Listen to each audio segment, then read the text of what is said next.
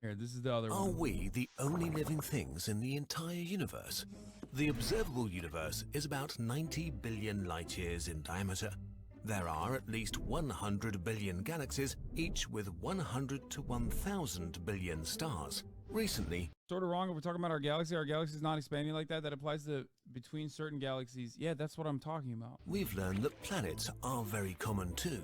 And there are probably trillions and trillions of habitable planets in the universe, which means there Subtitles should be going lots crazy. of opportunity for life to develop and exist, right? Why? But where is it?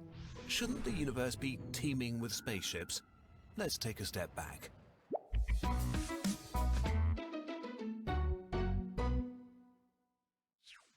Even if there are alien civilizations in other galaxies, there's no way we'll ever know about them.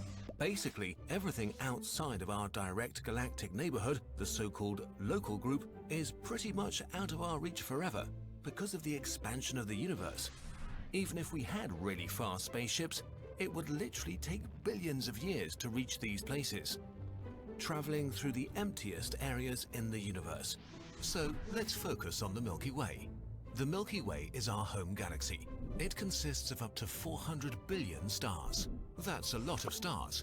Is wild because like we can't even fucking send a human through the asteroid belt into Mars and have them survive. And we're over here talking about like, no, 100% we got this. Like we will fly away. It's easy, bro. Just let me at them. You know what I mean? Insane. Asteroid belt is beyond Mars. The asteroid belt is after Mars. My bad. We can't go beyond the asteroid belt. Counting one per second, it would take you 100 lifetimes to count them all. We're still manually resupplying the ISS. There's no shot we see permanent spacefaring missions and civilizations in our lifetime. Isn't there a... Am I wrong?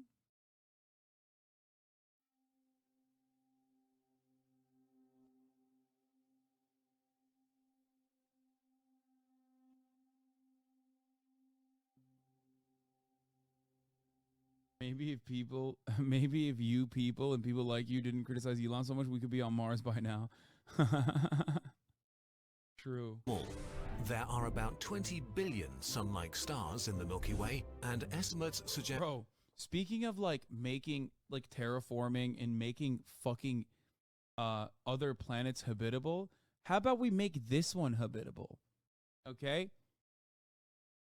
Even that's up for fucking debate. I'm losing my mind, dude. We are so, like, I love talking about spacefaring, okay, the final frontier and all this shit.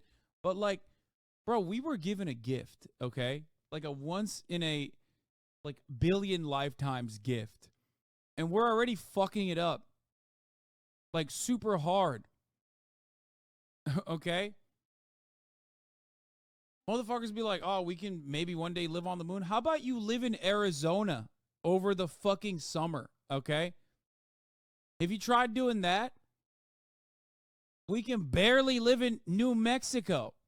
And you're over here talking about living on the fucking moon. What do you mean? What are we saying?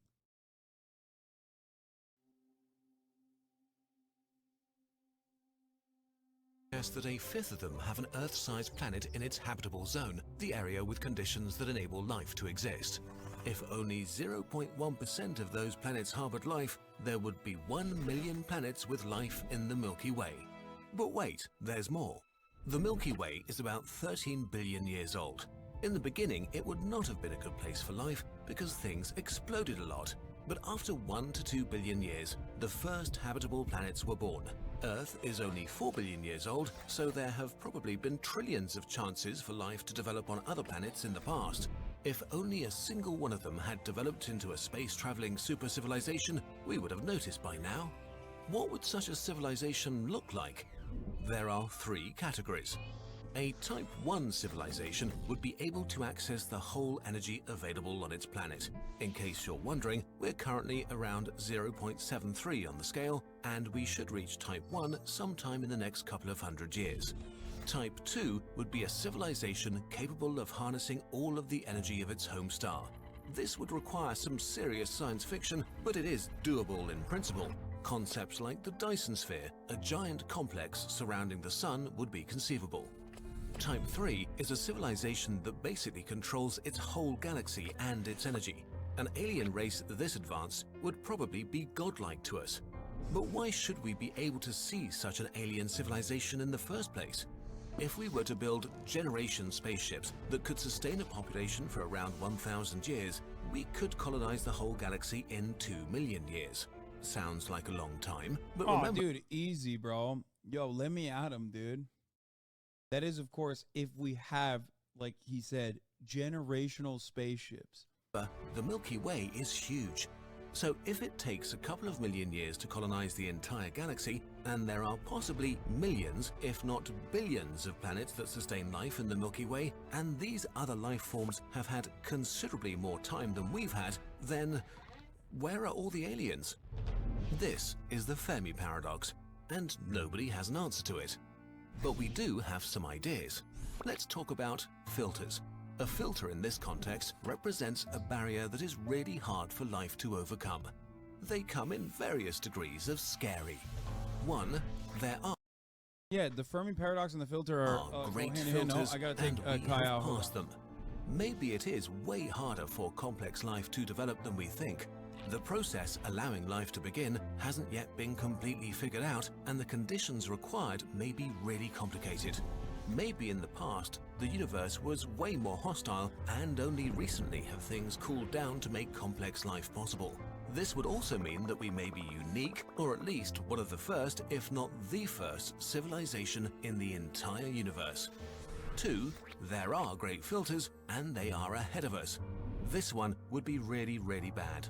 Maybe life on our level exists everywhere in the universe, but it gets destroyed when it reaches a certain point, a point that lies ahead of us.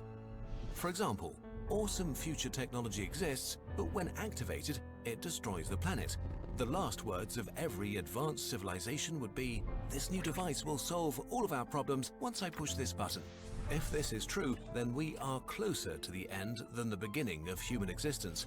Or maybe there is an ancient Type 3 civilization that monitors the universe, and once a civilization is advanced enough, it gets eliminated in an instant.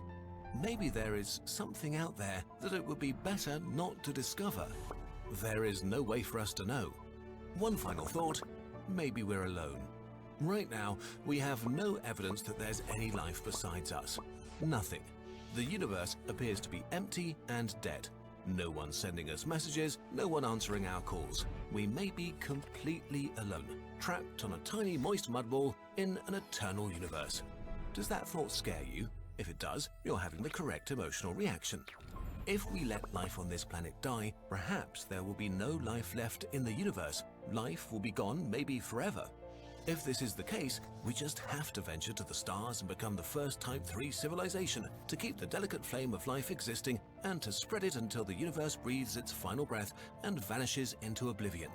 The universe is too beautiful not to be experienced by someone. This video was made possible by your support. It takes at least 200 hours to make one of our videos, and thanks to your contributions on Patreon, we are slowly able to do more and more of them. If you want to help us out and get your own personal bird, for example, check out the Patreon page. Yeah, thank you. Shouts out to Bill Gates, baby. All right, number 2. There are probably 10,000 stars for every grain of sand on Earth in the observable universe. We know that there might be trillions of planets, so where are all the aliens? This is the Fermi paradox. If you want to know more about it, watch part 1. Here, we look at possible solutions to the Fermi paradox. So, will we be destroyed, or does a glorious future await us?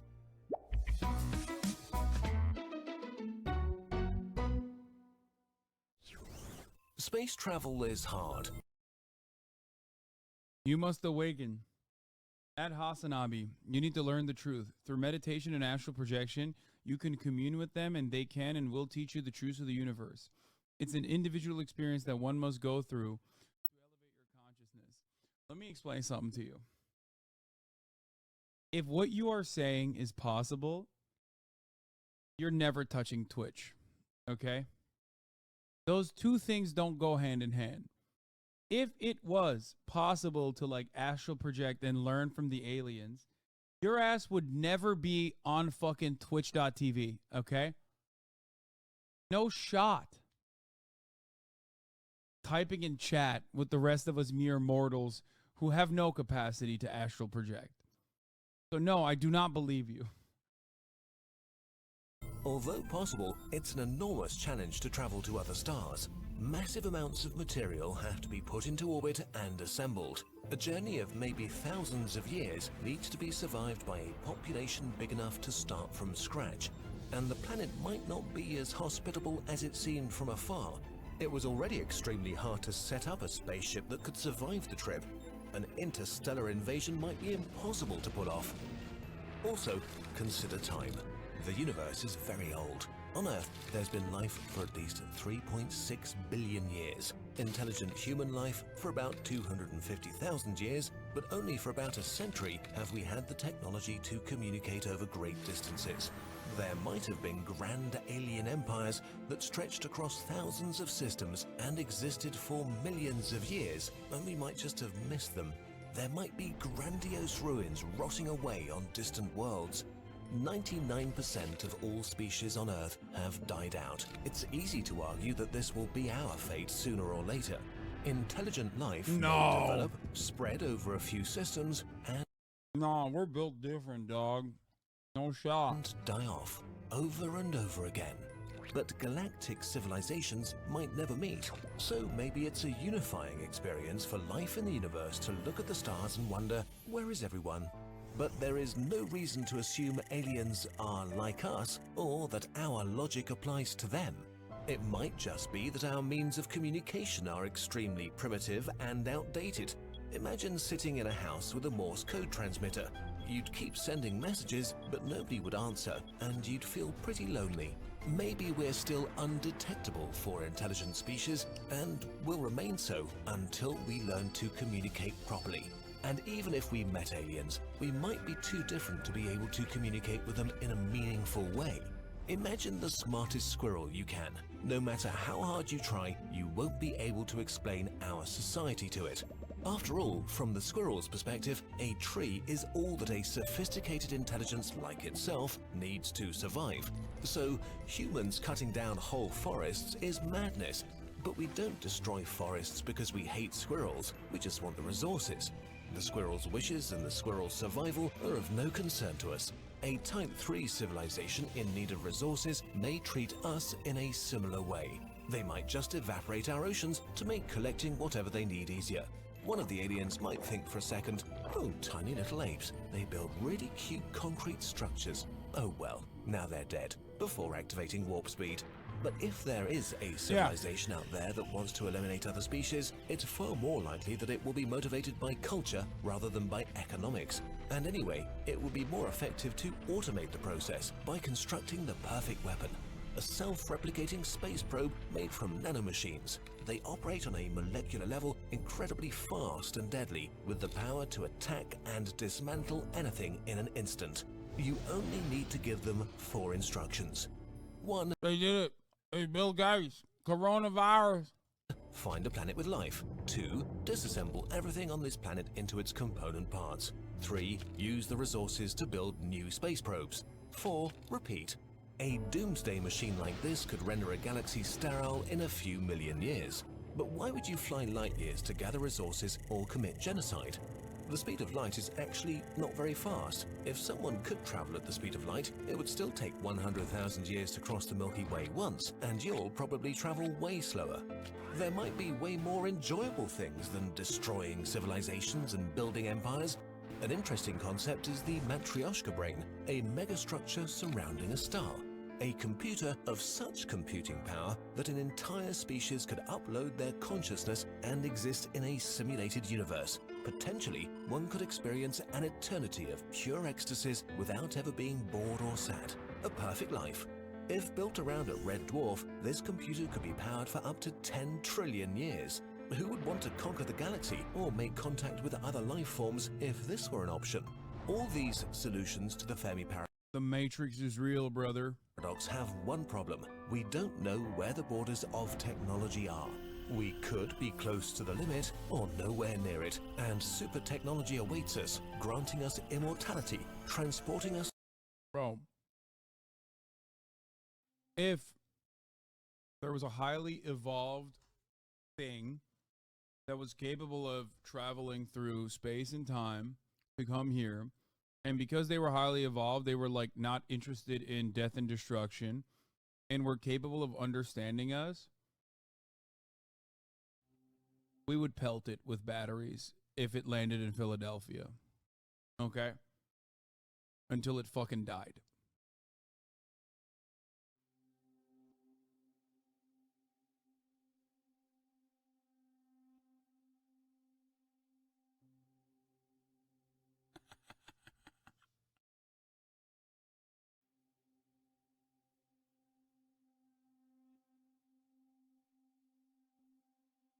I'm just saying. To other galaxies, elevating us to the level of gods. One thing we do have to acknowledge is that we really don't know anything. Humans have spent more than 90% of their existence as hunter-gatherers. 500 years ago, we thought we were the center of the universe. 200 years ago, we stopped using human labor as the main source of energy. 30 years ago, we had apocalyptic weapons pointed at each other because of political disagreements. In the galactic timescale, we... Wow, good thing that like all of those things have changed and we've evolved beyond them, right? Right? Right? Good thing that's not, right? Yeah. Dude, the denuclearization agreement, the global denuclearization disarmament agreement was so fire when it popped off in 2022. Yeah. So we are embryos. We've come far, but still have a long way to go. The mindset that we really are the center of the universe is still strong in humans, so it's easy to make arrogant assumptions about life in the universe. But in the end, there's only one way to find out, right? Hey everybody. okay, Dark Forest, right? That's the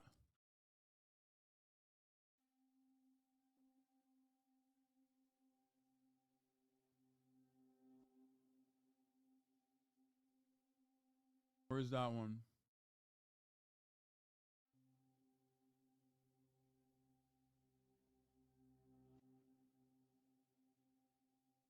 Hi, Hasan, nerd here. Traveling at light speed to a destination 5 million light years away would not feel like 5 million years to the traveler. It would feel instantaneous. This is a common misconception. What? Brother, your feelings are irrelevant in the matter. What matters is what happens to your body. Your body would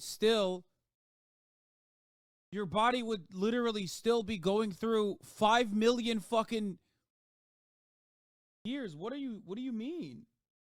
No, you wouldn't age? Yes, you would.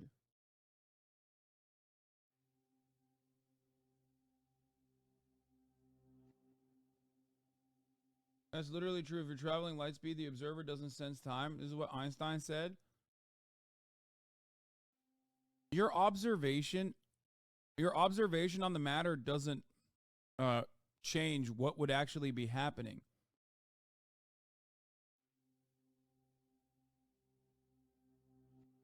Wait, I want to know the fuck, where's the other one?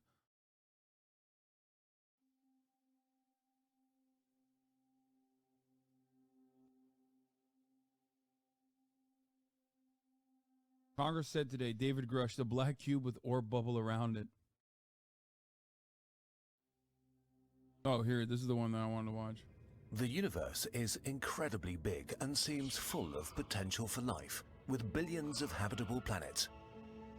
If an advanced civilization had the technology to travel between the stars at just 0.1% of the speed of light, it could colonize our galaxy in roughly 100 million years, which is not that long given the billions of years the Milky Way has existed. So, in principle, any spacefaring civilization should be able to spread rapidly over huge sectors of the galaxy.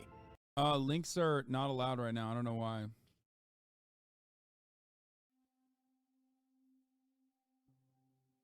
And yet, we see nothing, hear nothing. The universe seems empty, devoid of others. This is the Fermi paradox, which we've discussed in... Son, you are so incredibly undereducated on the subject. You should just look it up instead of asking for chat. It's irrelevant because our current bodies literally not survive traveling at light speed.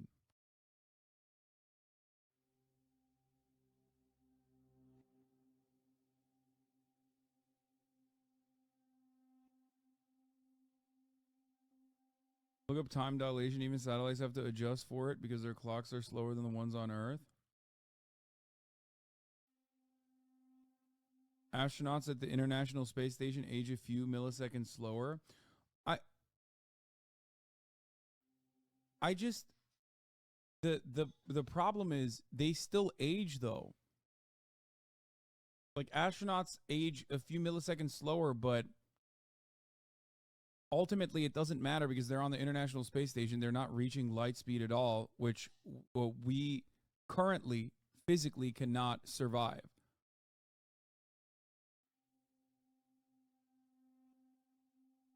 The person traveling at the speed of light would experience a slowing of time for that reason. The time would move slower than for someone who is not moving. Also, their field of vision would change drastically. The world would appear through a tunnel-shaped window in front of the aircraft which they are traveling. You will never truly cease aging because you can't actually reach light speed. You will age slower, but it will never truly stop. Source: I'm a physicist.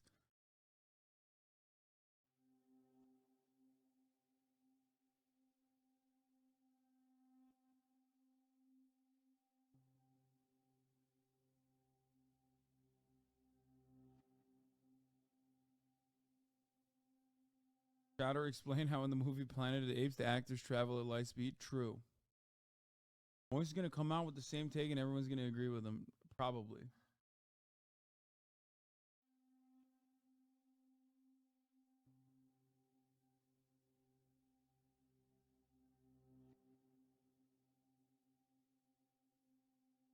Sergei Kalev, who spent 803 days in space during the collapse of the Soviet Union, spent so much time away from the center of the Earth that he is 0.02 seconds older than everyone else born at the same time as him.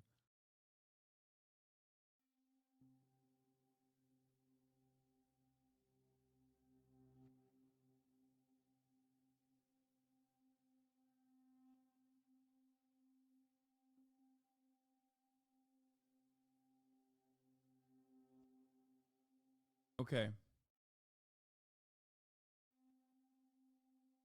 Even if you theoretically were able to achieve light speed and not suffer, your human flesh somehow doesn't suffer, you would still, albeit very slowly, still age. And over the course of 5 million years, you would still absolutely perish, even if you were able to reach light speed to begin with without perishing, which you would, regardless. No, you wouldn't.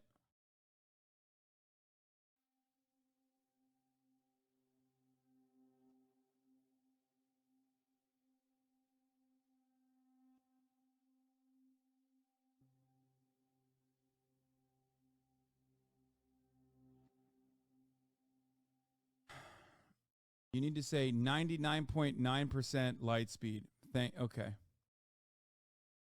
99.9% of light speed, not light speed.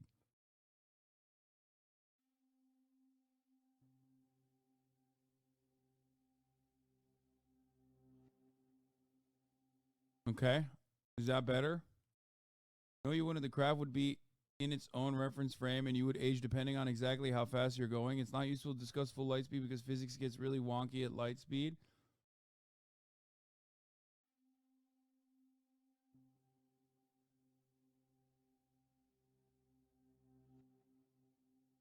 At near light speed, hitting a grain of dust with a spaceship would be like hitting a nuke. Let's debate theories that scientists aren't even sure about as some himbos on the internet.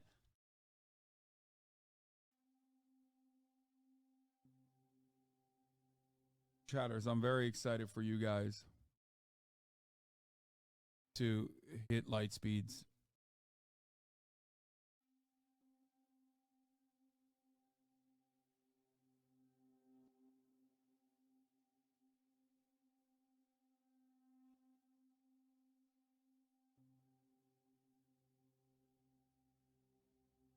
It's 5 million years for everyone outside of your ship, but for you, it'd be a small amount of time.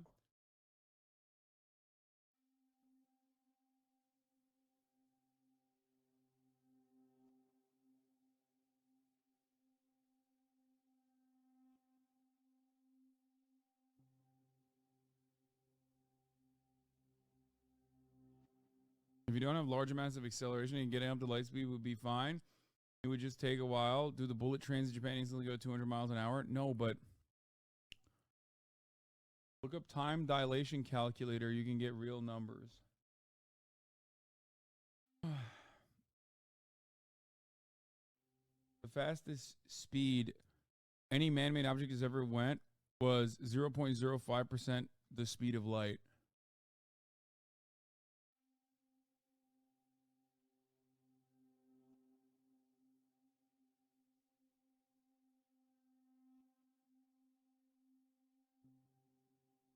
Okay, let's continue with this, and then we'll get back to the light speed thing in a second. Confronted with the seemingly empty universe, humanity faces a dilemma.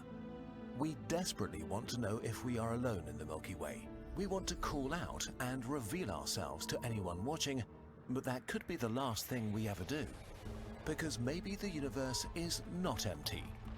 Maybe it's full of civilizations, but they are hiding from each other. Maybe the civilizations that attracted attention in the past were wiped away by invisible arrows. This is the dark forest solution to the Fermi paradox.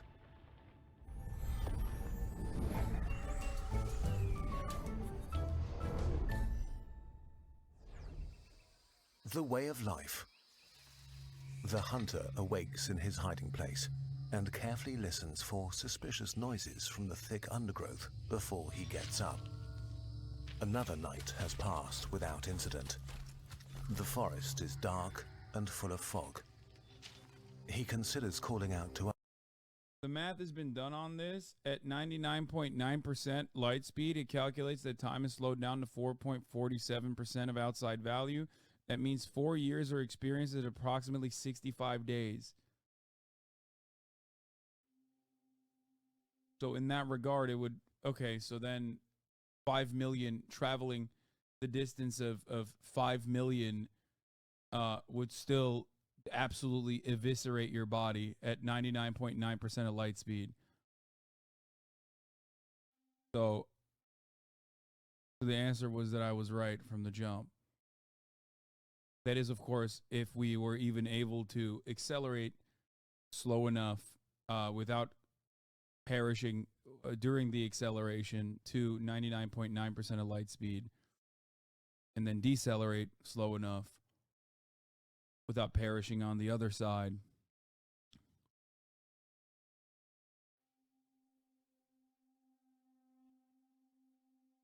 No one said 5 million light years? No, the original video said that.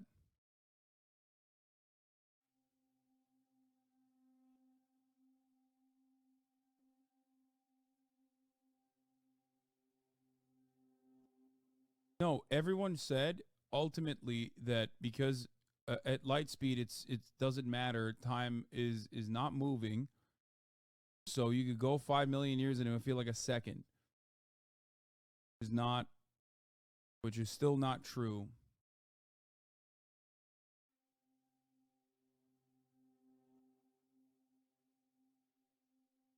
Well, technically for light speed it is, but you're not light. You can't move at light speed.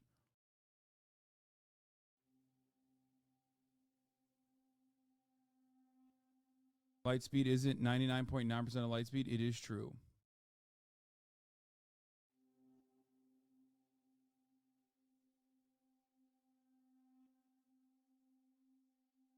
Well, none of us can do any of this regardless, whether it be 99.9% or even 100%.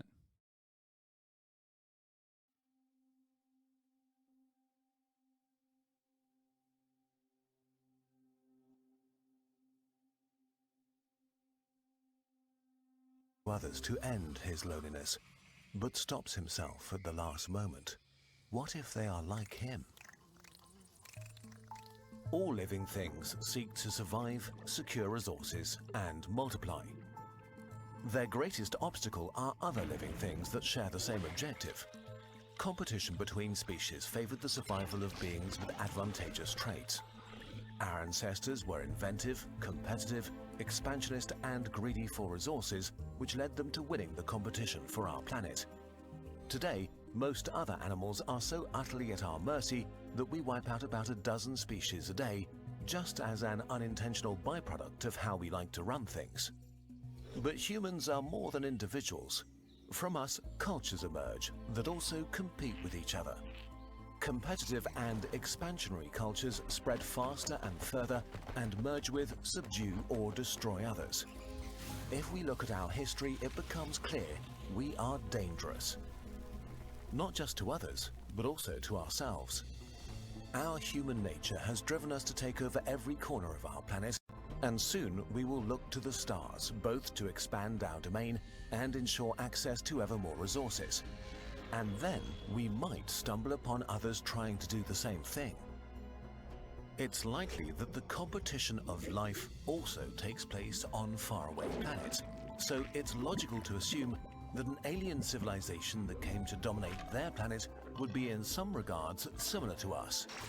But if they're similar to us, they too may be dangerous. The implication.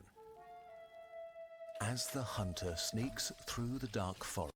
I can't believe that the main point of contention that we've gone so far away from originally in this conversation was that if aliens are capable of fucking navigating through space and time, they would have to still be able to achieve something close to light speed, maybe even faster. Who fucking knows? I don't know. Like things that we currently perceive as the laws of physics that we think are solid are still absolutely limited by our own cognitive capabilities. We are impaired by our own empirical observations. Those guys are not going to Iowa. Those guys are not going, oopsie, I just got caught by some fucking drunk pilot at a base near San Diego. That's my point.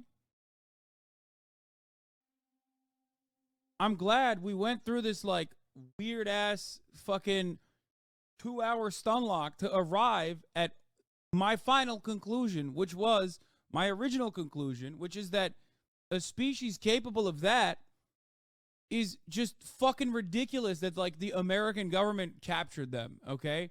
Or they fucked up and somehow were able to be even perceived by human beings.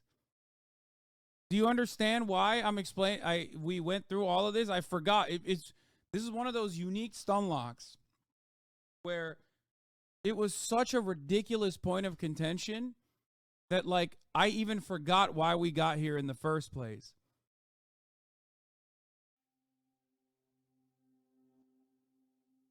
I hope all of the fucking naysayers originally who were like, no, dude, you don't understand. Like, aliens, we totally have made contact with them. You're so dumb. Like, they definitely came to me in my sleep and probed my asshole. Like, I hope you understand.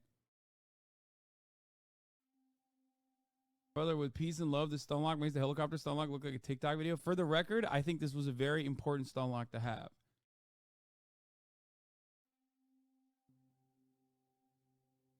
Forest all alone. He knows that there might be others like him. He can't know their intentions, if they are aggressive or not. The hunter knows he would kill to ensure his own survival, so he has to assume that they would too. And it might be that if he stumbles upon another hunter, the one that shoots first survives. None of this means that conflict is unavoidable. So far, the progress of the modern world seems to have made us more peaceful, not more violent. Maybe this is true for other civilizations too, that eventually progress means less conflict, not more. Yeah, as is what clearly happened with us, you know what I mean? Different alien civilizations also should vary from the mild and peaceful to the malevolent and militaristic. The existential problem we're facing is that when we meet others between the stars, we have no way of telling who is peaceful or aggressive and what their true intentions are. Similarly, they might not understand or trust our intentions even if we tell them that we are peaceful. On top of that, if we did discover another civilization and they discovered us, the light years between us would mean years of communication delay. Both sides would be in a state of uncertainty, wondering if the wisest move is to just attack, because there's another serious issue: technological explosions and the first strike advantage.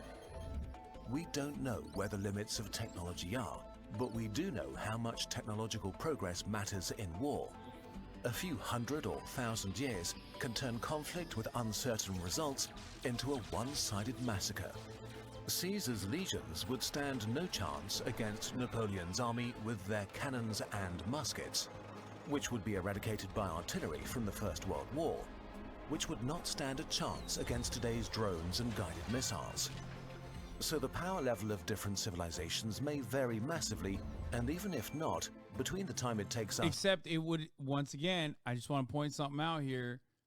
Once again, it would not be the difference between fucking the Roman legionnaires versus Obambe's drone strikes, okay? It will be the difference between a fucking amoeba and like some unexplored territory of non-conventional technological weapons that you can't even imagine. The coughing baby versus the atom bomb, if you will. Okay?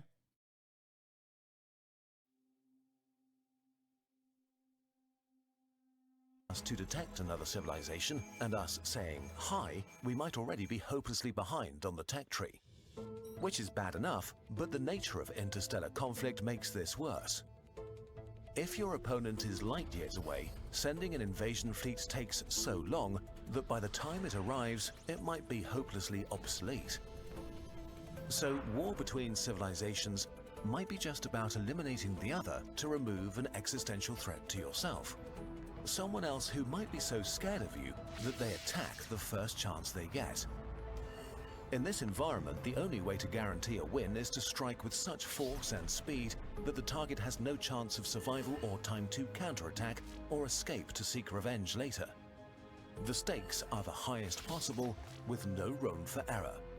If we assume that the majority of civilizations live on planets, that leaves them pretty vulnerable. All you need to do is throw something massive at a planet to make it uninhabitable. So the ultimate interplanetary annihilation weapon is probably something like a relativistic kill vehicle, a missile shot at a planet at a significant fraction of the speed of light. For example, a missile the size of a person going 95% the speed of light has as much energy as all nuclear bombs on Earth.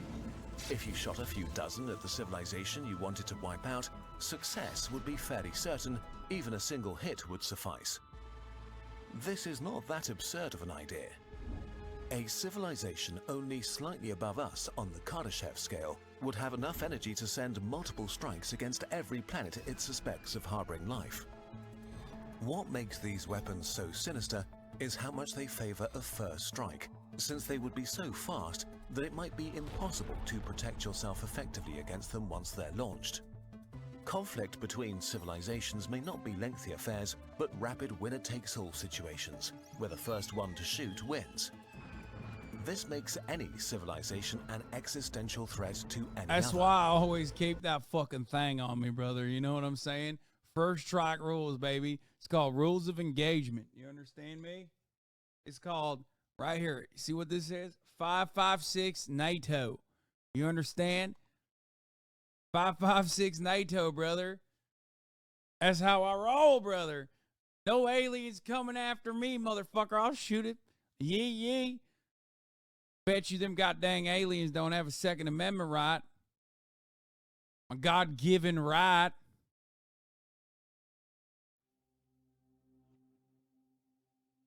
Fucking destroy them pussies. And if every civilization is an existential threat to every other, there may be only two kinds of civilizations out there. Quiet ones and dead ones. So, what should we do? Should we worry? It's unlikely that anybody has noticed humanity yet. The radio signals we've transmitted in the last 100 years traveled a relatively tiny distance and have long decayed into unreadable noise. At our technological stage, if we don't actively try to get noticed, and if nobody specifically looks at our pretty unremarkable solar system, we'll stay hidden. But one day we will venture into space in a serious way, and need to consider these kinds of questions again. We don't know if there are others or if we are going through the forest alone. But we have no way of knowing for sure. For the time being, it seems the best we can do is to carefully listen. And even if we see others step into a clearing and make themselves known, we should not reply right away, but carefully watch them from the undergrowth. Perhaps we are also thinking... I love the idea that, like, we can sneak up on these motherfuckers, you know what I mean? We'll just, like, carefully observe them from a distance. Bitch, if you're anywhere near them from an observable point, they already know you're there, okay?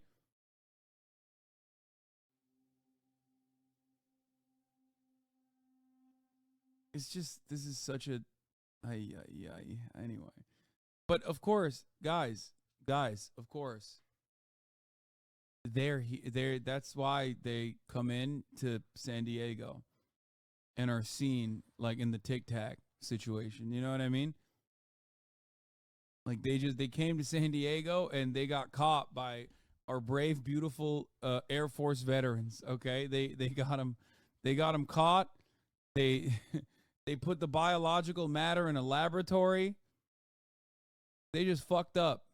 They just fucked up, guys. Okay, and the government was hiding this information from us, but now due to some brave, beautiful, bold military veterans, okay, the sexiest and the boldest, okay, finally, and a guy in a group of bipartisan congressional members, including a guy that says, daggone it, we now know at the top of the hour there's a 3-minute ad break. Okay, the secret's out there. Now, it's not about whether or not the top of the hour ad break exists. It's about what you do with that information. Okay? And what you do with that information is, dadgummit, you fucking subscribe. $5 or for free with a Twitch Prime, okay? You subscribe. That's what you do. At the top of the goddamn hour, you subscribe.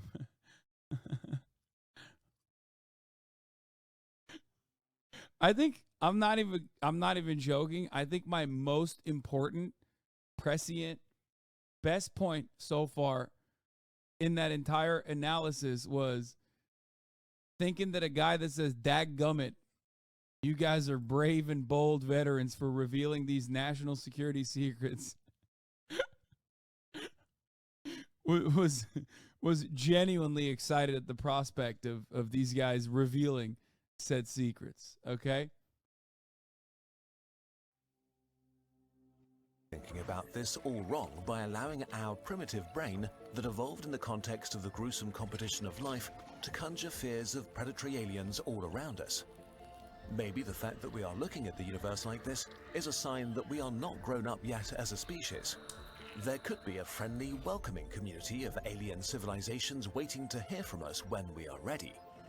As for now, the good news is there is actually little we need to do. We just need to be thoughtful about the signals we send out into the galaxy. We need to watch the sky and learn more about our galaxy, our forest. Because whatever the nature of our forest is, full of dangers or friends, or nobody at all, only careful observation can tell. So, let's do that. At last, the hunter reaches a clearing and finds a comfortable position. Slowly, the sun melts the fog away. Lost in thought, he admires the vegetation until suddenly someone is now resorting to shoving their fucking chew toy, a rope, directly onto my leg. I wonder who that someone is. Who might that be? Somebody is a little bored. Okay? Somebody's a little bored. They gave up and laid down on the ground and started chewing on their own.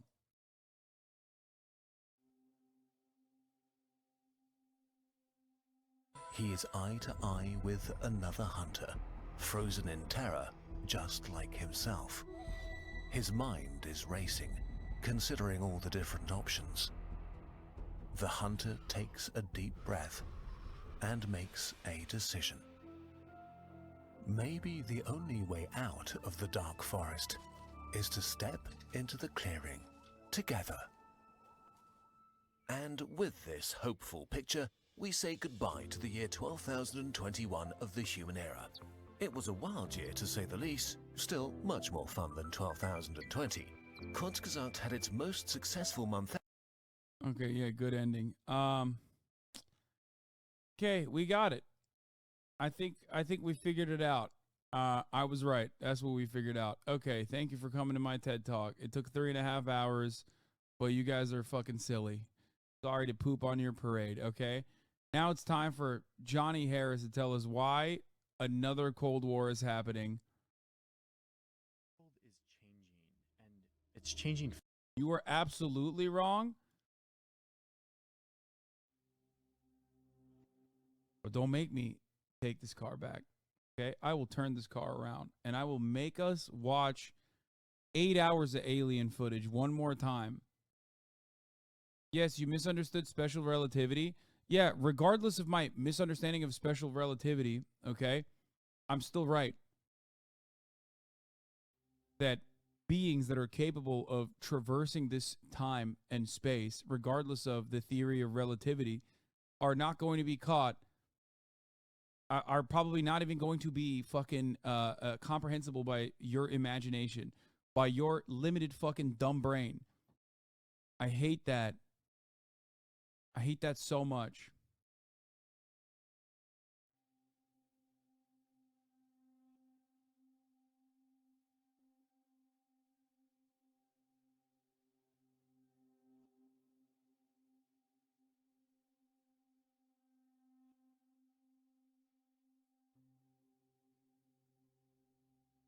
All right, let's watch Johnny.